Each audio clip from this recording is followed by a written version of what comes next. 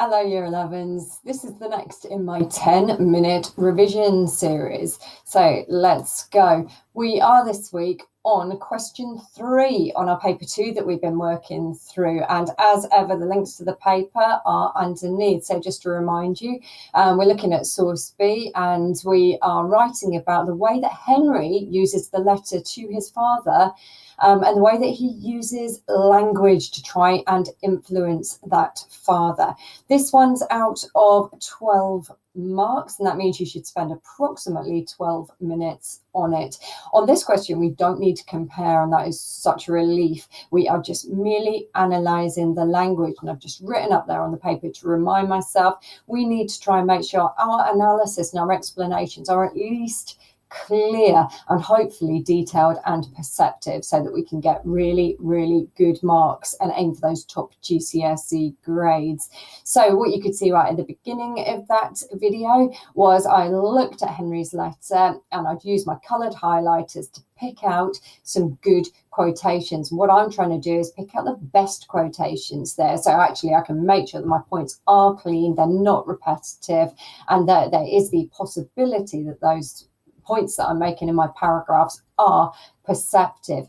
I found this one really difficult, not actually writing the paragraphs. I found that quite straightforward. What I found difficult on this non-fiction source was actually finding some quotations where I could actually be perceptive.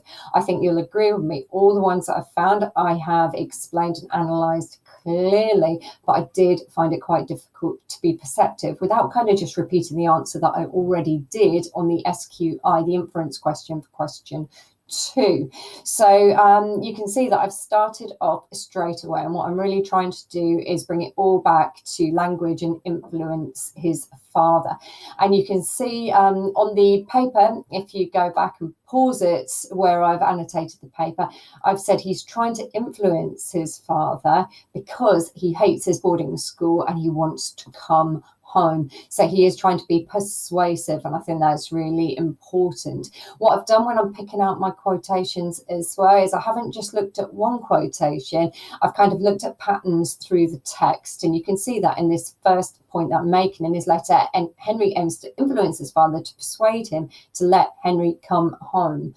One way he does this is by using extremely polite terms of address, good technical terminology there, repeating the phrase "my dear father" on many occasions to hint that a polite son like this will be no bother back home instead of in boarding school. He's trying to influence his father by saying, "Look how polite I am, Daddy, look how nice I am," by being really, really polite. So he prefaces, so that means in front of his terms of address, he on one occasion uses the verb hope, I hope, and the verb hope kind of creates this quite pathetic tone, this tone of pathos. It almost sounds like he's pleading and begging his father in this particular occasion. So I've looked at all the times that he's said, "my dear father," and now I'm breaking them down and zooming in on different things that he's put in front of "my dear father" here. Okay, so I'm like expanding that point. So hopefully you can see that it might not be a really perceptive point, but I'm going into it in detail. I'm also showing that I can synthesize again evidence from across the text. Although you don't get marks for it here, it is a sophisticated kind of style. Okay, it's down at the bottom there. I made a point about him using an imperative verb.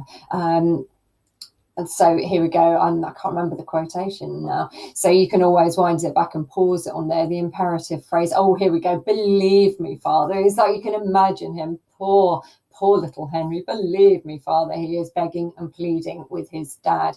And when I say pathos, it gives a real kind of sadness to this letter. There's other bits of language I could have pulled in on that, on the way that he creates that pathos, but I don't want to keep repeating the same point over and over again. You'll notice in my answer I use the word "also" too much. So better words to show that you're emphasizing the point or making a similar but slightly different point could be "moreover" or "next," or another way that Henry. Okay, I've used "also" a little bit too much. Not happy with myself there, but when you're working under pressure, it's really easy to do. And if I just stress that this is the reason why practice makes perfect, because you read back your answer, you're like, oh my goodness, I wrote also 4 times, and that sounds a bit rubbish. Next time I must remember to use furthermore and moreover, and another way that Henry tries to influence his father. And by recognizing where you're going wrong, getting your purple pen out, for example, you can make sure that in the real assessment, the real exam, you don't make those silly little mistakes.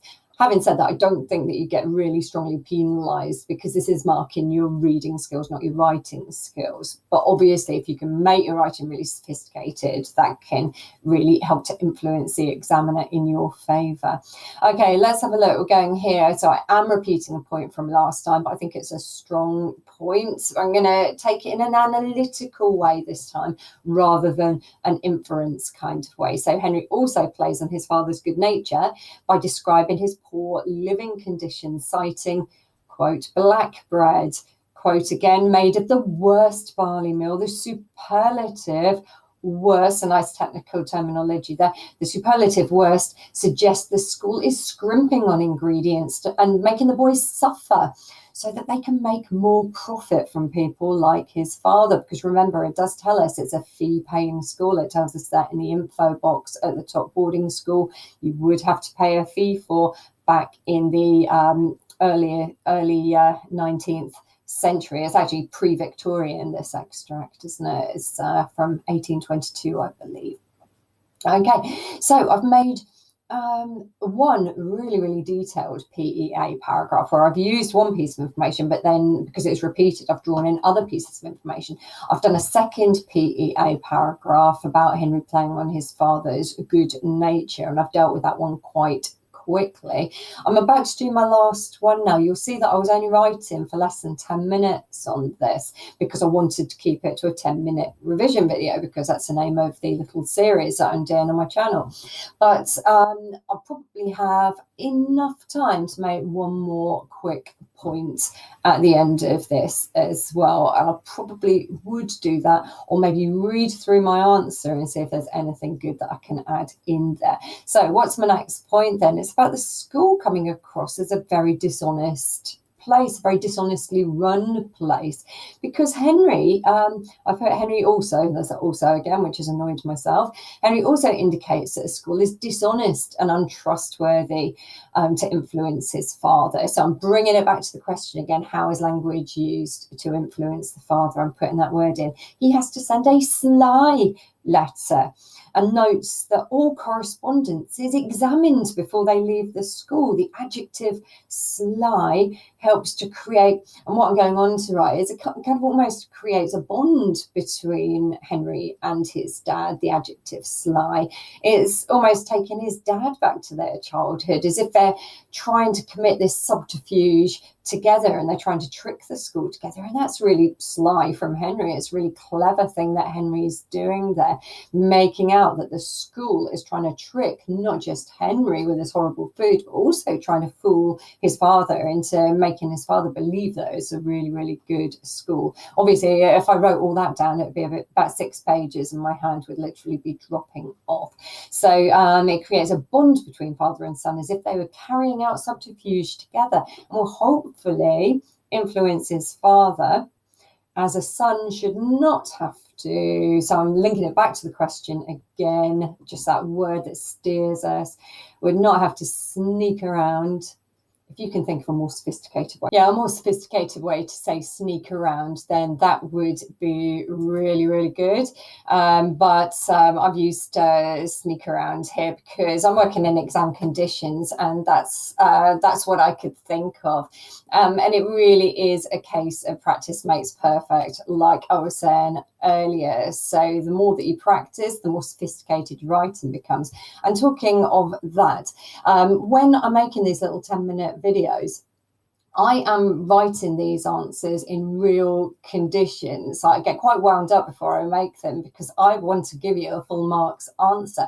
But I'm a real person, and even though I'm an English expert, it doesn't always happen like that. So I'll kind of get a good, what I would give myself a good mark, but not full marks. I think it's virtually impossible to get full marks, honestly. And that's what you're getting here, not a model answer that someone spent half an hour or an hour making to make it all perfect, but the best that I can genuinely do in 10 minutes. Actually, I would have 2 more minutes in real time on this. So how does this last paragraph go? Sneak around to have honest communication with the parent. Furthermore, the verb examined uses the impersonal voice to hide the identity of the person doing the examining, creating a real sense of oppression that the boys must suffer in the overly harsh boarding school, the overly harsh school. And that's about as much as I could do in about 8 or 9 minutes there, that Henry so desperately wants to come home from, or desperately wants to leave. That's what I could manage to do. What mark would I give this answer? So between 9 and 11 out of 12, definitely at least 9 out of 12. It's clear understanding of the effects of language throughout and really good use of terminology, really solid. But could it get higher? I think it could, depending on your examiner on the day. You can get an acceptable range of marks in this exam, and the range would be 9 to 11, I think. So fair mark probably be 10, somewhere down the middle. But there is quite detailed analysis. It is becoming analytical and it is detailed. So I take one idea and then develop it into another idea. So it's got that detail there. And I'd argue that at times it is becoming perceptive. A couple of those comments were perceptive. In fact, when I talked you through this video, I think I was harsh on myself the first time. When I read it back, it looked a little bit better than it did when I'd actually read it.